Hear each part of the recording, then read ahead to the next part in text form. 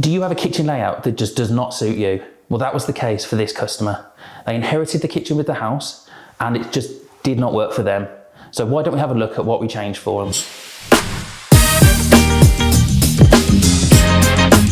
So let's start with what was the most underutilised part of the kitchen, which is now the real focal point, with this wall of larder unit with their fridge, their freezer and their oven built into it, onto then their beautiful island with their downdraft Bosch hob.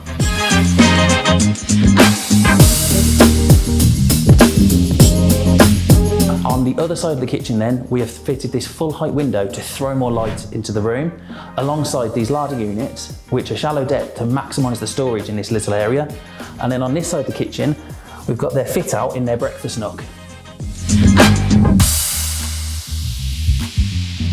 The original layout was too congested when you first walked into the kitchen, and with tall cupboard looming over you. So this side has been simplified, which has made space for their TV, their sink run with their dishwasher installed, and their mitered quartz worktop.